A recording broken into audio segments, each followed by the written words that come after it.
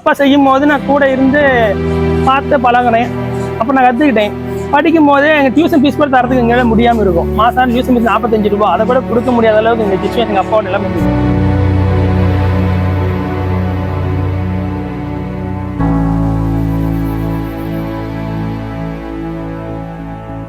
இந்த தொழில் தான் நமக்கு நிரந்தரம்னு ஆயிடுச்சு.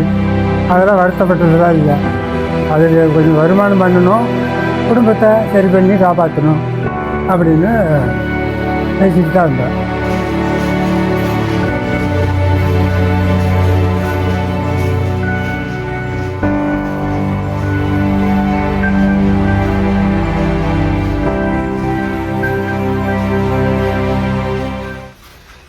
என் பேர் ராஜேஸ்வரன்.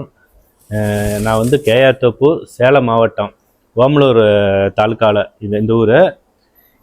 நான் இந்த தொழில் வந்து கைத்தறிங்கிறது வந்து கிட்டத்தட்ட ரொம்ப காலமாக ஆதி காலத்துலேருந்து கைத்தறி இருக்குது. இந்த பவர்லூம் வந்து கிட்டத்தட்ட ஒரு 50 வருஷமாக அங்கே போயிட்டு இருக்குது. நாங்கள் வந்து ஒரு 25 வருஷமாக அதை நெசிட்டு இருக்கிறேன்.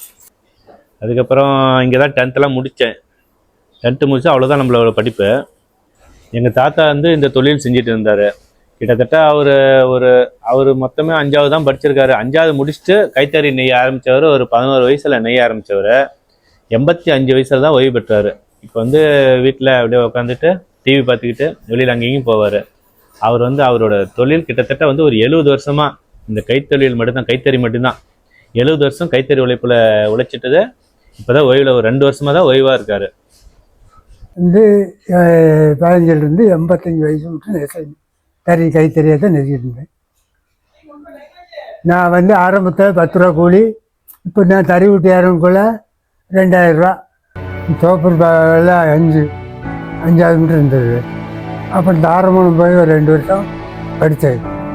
அப்படி இங்கேருந்து இந்த தாரமணம் அப்போ அந்த காலத்தில் போகணும்னா நடந்து தான் போகணும். 5 மைல் நடந்து போயிட்டு தான் வரணும். அதனால் போக முடியல. அப்புறம் சேர்த்தான்னு தறி நெய்யலாம் அப்படின்னு வீட்டில் எங்கள் அம்மா எல்லாம் தறி நெய்த்தாங்க. அந்த தறியை பழகலாம்னு நான் தறி நெய்ச்சி 15 வருஷத்தில் தறி உக்காந்தேன். நான் 15 வருஷம் இருந்து இப்போ 85 வருஷம் தான் தறி நெய்ச்சி விட்டு தான் இப்போ. ஃபஸ்ட்டு நாங்கள் எங்கள் வீட்டில் இருக்கும்போது கைத்தறி தான் எங்கள் அப்பா கற்றுக் கொடுத்தாரு எனக்கு. அவர் கற்றுக் கொடுக்க தான் நான் கொஞ்சம் பழகிக்கிட்டேன். அது கொஞ்ச நாள் கல்யாணம் ஆகிற வரைக்கும் நெசிட்டு இருந்தோம். அப்புறம் இங்கே வந்து இது எங்கள் வீட்டுக்காரர் கற்றுக் கொடுத்தாரு. அதுவும் அவர் கற்றுக் கொடுத்து தான் நான் இதெல்லாம் கற்றுக்கிட்டேன். என் பேர் வைரவேல், மனைவி பேர் கவிதா, பொண்ணு 2, பையன் 1, பேத்தி 2 பேர், பேராண்டி. இந்த தொழில் தான் கைத்தறி நெய்கிறேன். ஒரு 30 வருஷமாக நெய்கிறேன். இந்த ஊர் சொந்த ஊரில் 50 வருஷமாக இருக்குது. என் பேர் மகேந்திரங்க. நான் 10th வரைக்கும் படிச்சிருக்கேன். மேற்கொண்டு படிக்கிற அளவுக்கு வீட்டில் வசதி இல்லாதனால தறி தொழிலுக்கு நான் வந்தேன். முதல்ல கைத்தறி தான் நெசிக்கிட்டு இருந்தேன். கைத்தறியில் அந்த அளவுக்கு வருமானம் இல்லைன்றதுனால சரி இந்த பவரும் தறி, இசைத்தறி அதை போடலான்னு போட்டோம். அதில் முதல்ல கம்மி கூலி ரகம் தான் போட்டோம். அப்புறம் அதுவும் கட்டி போடணுன்னு கொஞ்சம் சேரீ ரகங்கள் போட ஆரம்பித்தோம். அது ஓரளவுக்கு போயிட்டு இருக்குது. அப்பப்போ சீலை கொஞ்சம் ரகம் டல்லாகும், வியாபாரம் இல்லைன்னு சொல்லிட்டு ஓட்டுற இந்த நூல் பட்டு இதெல்லாம் வந்து கம்மியாக கொடுப்பாங்க. நாங்கள் வந்து அந்த வந்து மாதிரி கொஞ்சம் ப்ரொடக்ட் கம்மியாக பண்ணுவோம். அப்போ இன்னும் கொஞ்சம் வருமானம் அதிகம் இருக்காது எங்களுக்கு. இப்போலாம் ஓரளவுக்கு பலமாக இருக்குது. மற்றபடி மேற்கொண்டு படிக்கணும் ஆசையில் இருந்தது. ஆனால் எங்களுக்கு அந்த அளவுக்கு வசதி இல்லாதனால எங்கள் அப்பாவும் கைத்தறி தான் சீட்டு இருந்தா அப்படி. அதனால் சரி நான் மேற்கொண்டு படிக்காமல் சரியாக ஓட்ட வந்துட்டேன். இது எப்பயுமே வருடம் பூரா ஓரளவுக்கு பரவாயில்ல தான். இந்த ஆடி மாதம் வந்தால் மட்டும் கொஞ்சம் டல்லாக இருக்கும். அப்போ தறி ஓடாது.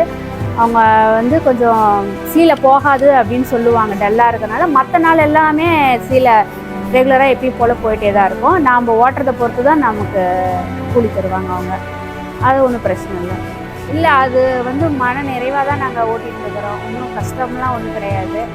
ஆனால் இந்த ஊரில் வந்து இந்த தொழிலை விட்டால் வேறு தொழில் எங்களுக்கு தெரியாது. அதனால் நாங்கள் இந்த தொழில் தான் செஞ்சாகணும், வேறு வழி இல்லை எங்களுக்கு. அதனால் நாங்கள் எல்லாருமே இந்த ஊரில் எல்லாருமே பெண்கள் ஆண்கள் எல்லாமே இந்த தொழில் செஞ்சுட்டு தான் இருக்கிறாங்க. தோப்பூரில் வந்து எங்கள் தாத்தா காலத்துலேருந்து நாங்கள் கைத்தறி தான் நெசிட்டு இருக்கிறோம். தாத்தா கைத்தறி நெய்கிறாரு, அப்பாவும் கைத்தறி. தாத்தா வந்து இப்போ 87 வயசானால அவர் ஓய்வு பெற்றுட்டாரு. அப்பா தறி நெசிட்டு தான் இருக்காரு. நானும் வந்து 10th முடிச்சுட்டு கைத்தறி தான் ஒரு 5 வருஷம் நெசேன். அதுக்கப்புறம் இங்கே தோப்பூர் ஃபுல்லாக இந்த பவர்லூம் இந்த அண்டர்புக்குங்கிற தறி வந்ததுனால எல்லாருமே தறி போட்டுக்கிட்டோம். கிட்டத்தட்ட தோப்பூரில் ஒரு 1000 தறிக்கு மேலே இருக்கும். மேக்ஸிமம் பசங்க படித்து, அதுவும் என் ஏஜில் இருக்கிறவங்க எல்லாமே தறி ஓட்டுற ஒர்க் தான் பண்ணுறாங்க. அதுக்கப்புறம் அந்த பசங்களாம் வந்து காலேஜ் படிச்சுட்டு வேலைக்கு இந்த மாதிரி போயிட்டு இருக்கிறாங்க. இந்த இந்த ரகத்துக்கு வந்து நாங்கள் டெய்லியும் வந்து ஒரு 2.5 சேலை ஓட்டலாம், 3 சேலை 2.5 சேலை இந்த மாதிரி ஓட்டிக்கலாம். டெய்லியும் ஒரு 1000 ரூபாய்க்கு கூலி கிடைக்கும் நம்மளுக்கு.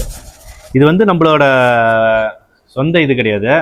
பாவு கோன் இதெல்லாம் வந்து வேற ஒருத்தர்கிட்ட வாங்கிட்டு வந்து முதலாளிட்டு வாங்கிட்டு வந்து ஓட்டி தரோம். ஓட்டி தரது எங்களுக்கு கூலி மட்டும்தான் இதுக்கு.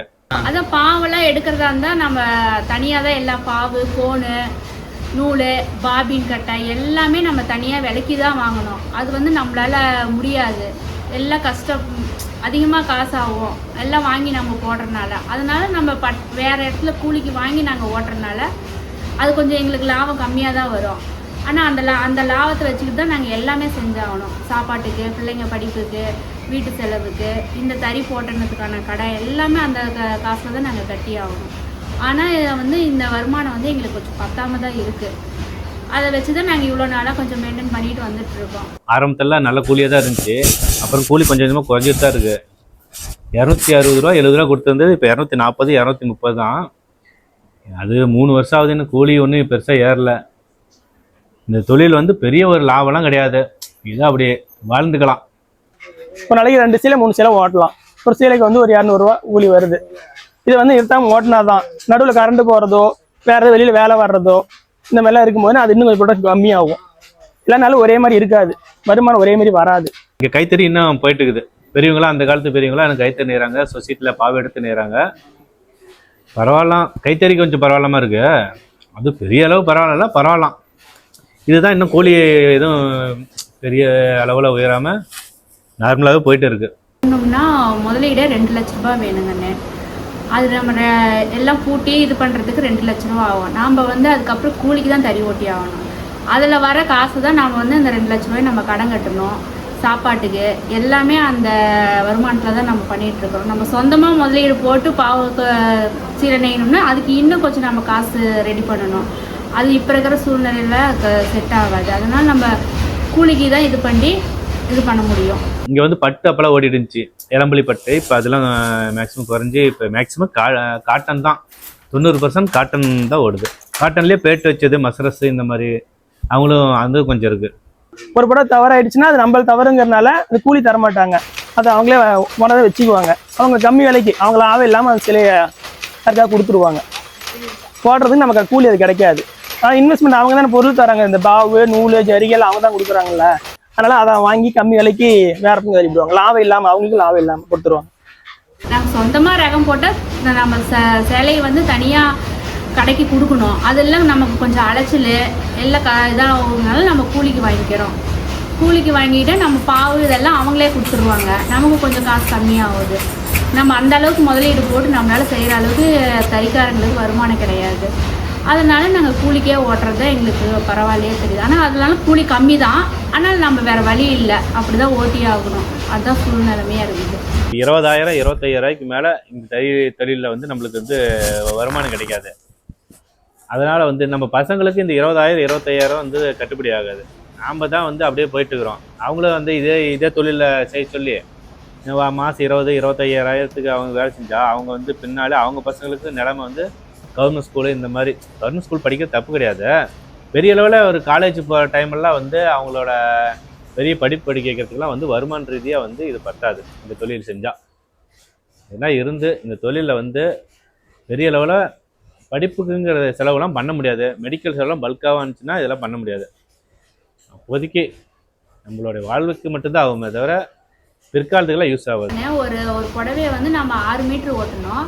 அது காட்டனாக இருந்தாலும் சரி பட்டாக இருந்தாலும் சரி எல்லாத்துக்குமே 6 மீட்ரு தான். அதில் ப்ளவுஸும் அதிலே வந்துடும். ஆனால் ஒரு புடவை ஓட்டுறதுக்கு எங்களுக்கு 4 மணி நேரம் ஆகுதுங்க. அந்த 4 மணி நேரம் நம்ம வந்து கஷ்டப்பட்டு ஓட்டி தான் ஆகணும். இல்லை கைத்தறி புடவை அது ஒரு நாளைக்கு ஒரு புடவை மட்டும்தான் நெய்ய முடியும். இந்த பௌர்ணமில் வந்து ஒரு நாளைக்கு 3 சீலை ஓட்டலாம். நான் 4 மணி நேரம் ஆகுது, 3 சீலை ஓட்டலாம் ஒரு நாளைக்கு. தொழில் செய்ய 25 வருஷத்துக்கு முன்னாடி இந்த ஒர்க் பண்ண ஆரம்பிக்கும் போது முதல் அந்த சீலையெல்லாம் நான் அறுத்து சீலையை அதை மடித்தோன்னே நம்மளுக்கு ஒரு மகிழ்ச்சி. நாம் தொழில் செஞ்சு நம்மளால் ஒரு சீலை உருவாகிருக்குது. அந்த சீலையை வந்து நம்ம வந்து ஜவுளி கடைக்கெல்லாம் போகும்போது நான் துணி எடுக்க போகிறோம்ல, அப்போ வந்து பார்ப்போம், சரி காட்டன் சீலையெல்லாம் எங்கே இருக்கு அப்படின்னு பார்க்கும்போது லைனில் இருக்கும். நாம் செஞ்ச ஒர்க் பண்ணுப்பா இங்கே வந்து நாம் வந்து ஒரு 575 600 கொடுக்கறது அங்கே வந்து 1000 1200 ஜவுளி கடையில் அப்படியே டபுள். இங்கே நான் வெறும் வந்து நாங்கள் முதலாளி வந்து 650 600 கொடுக்கறத அங்கே வந்து அவங்க 1000 1100 இந்த மாதிரி சேல் பண்ணும்போது நமக்கு வந்து இதில் ஒன்றும் பெருசாக இல்லை. அதில் வந்து வாங்கி விற்கிற அந்த ஜவுளி கடைக்காரருக்கு தான் இதில் வந்து பெரிய அளவில் வருமானம் இருக்குது. அதுக்கப்புறம் அதை ஒருத்தர் வாங்கிட்டு போய் கட்டிட்டு போகும்போது நம்ம செஞ்ச வேலை அது வந்து அவங்க வந்து கட்டும்போது நம்மளுக்கு ஒரு மகிழ்ச்சி. இது கற்றுக்கும் போது கொஞ்சம் பயமாக தான் இருந்தது தறி ஓட்டுறதுனால. அதுக்கப்புறம் போக போக கொஞ்சம் பழகிருச்சு. அதுக்கப்புறம் இப்போ நாமளே தறி நெசி அந்த புடவையை மற்றவங்க கட்டும்போது நமக்கு பார்க்கும்போது ரொம்ப சந்தோஷமா இருக்குது. நாம் நெச கொடுத்த புடவை அப்படிங்கிறதுனால ரொம்ப மகிழ்ச்சியாக கட்டியிருக்கிறோம். நாங்களே ஓட்டின புடவை நாங்களே கட்டிருக்கிறோம். தாத்தா அதுக்கப்புறம் அதே தொழில் அப்பா அவரும் வந்து அந்த 10-11 வயசுலேயே அப்பா வந்து தறிநெய்ய ஆரம்பித்தவர். இன்னும் நெசிட்டுக்கிறார். அவருக்கு வந்து 68 வயசு ஆகுது. அதுக்கப்புறம் அந்த தொழில் நான் கைத்தறி தான் நெய்ய ஆரம்பித்தேன். ஒரு 5-6 வருஷம் கைத்தறி நெசிட்டு அதுக்கப்புறம் எல்லாம் பவர்லூம் இந்த அண்டர்புக்கிங் இந்த மாதிரி இறங்குறதுனால நாங்களும் அதே தொழில் செய்ய இப்போ தறி தொழில் மூலம் இப்போ எங்களோட வாழ்வாதாரம் போயிட்டு இருக்கு. எங்கள் அப்பா நம்ம கைத்தறி அது நாங்கள் இதுக்கு வந்திருக்கிறோம். நாங்கள் வந்து இதுக்கப்புறம் எங்கள் பிள்ளைங்க இதுக்குள்ளே கொண்டு வரக்கூடாது. இதுக்கு மேலே ஒன்றும் இல்லை. ஏன்னா இதுக்கு மேலே அதிகப்படியாக வருமானமோ எதுவும் இருக்க போகிறது இல்லை. அதனால் வெளியில் வேலைக்கு தான் அனுப்ப முடியும். ஃப்யூச்சரில் இன்னும் இதோட இன்னும் டவுன் ஆகும்போது மேலே போகும்னு சொல்லவே முடியாது இது பற்றி. ஏன்னா இப்போவே வந்து சூரத் புடவை அது இதுன்னு கொஞ்சம்லாம் வந்து ஒரே தெருல 2 சேலாம் போட்டு அதிகமாக ப்ரொடக்ஷன் கொடுக்குறாங்க. அதனால ரொம்ப டல்லாக தான் அந்த ரகம்லாம் போயிட்டு இருக்குது. இதை மாதிரி பிள்ளைங்களை இதுக்குள்ளே இறக்கக்கூடாது. படிப்பு நாலேஜ் மட்டும்தான் அதை அவங்கள மேற்கொண்டு மேலே போக வைக்க முடியும். அதனால படிக்க வைக்கணும். படிக்க வச்சு அவங்க வெளியில் வேலைக்கு தான் அனுப்பணும். அந்த ஐடியாவில் தான் இருக்கும். இந்த தொழில் வந்து எங்கள் தலைமுறையோட இது முடிஞ்சிடணும்னு நாங்கள் பார்க்குறோம். ஏன்னு வச்சுங்களேன், இதில் வந்து பெருசாக இல்லை. படித்து ஒரு நல்ல வேலைக்கு போகிறது அடுத்தது எங்கள் பசங்களை வந்து படித்து ஒரு நல்ல வேலைக்கு போகிறது தான் பரவாயில்லாம். இந்த தொழில் செஞ்சால் ஒன்றும் பண்ண முடியாது. பெரிய அளவில் வாழவும் முடியாது. இதை சாப்பிட்டுக்கலாம், அவ்வளோதான். சொந்தமாக வந்து ஒரு நிலம் ஒரு வீடு கட்டுற மாதிரி இருந்தால் இந்த தொழில் செஞ்சால் வேலைக்கு ஆகாது. இது ஒரு சராசரி, அவ்வளோதான். இது வந்து இந்த தொழில் வந்து எங்களோடய முடிட்டுன்னு தான் நாங்கள் நினைக்கிறோம். நாங்கள் பசங்களுக்கு கொண்டுட்டு போக விரும்பலை. அது ஏன்னா அந்த தொழில் அந்த அளவுக்கு பெரிய வருமானம் கிடையாது. நம்ம கஷ்டப்பட்டால் மட்டும்தான் இதில் வருமானம். பசங்களை வந்து நாங்கள் நல்லா படிக்க வைக்கணும்னு தான் ஆசைப்படுறோம்.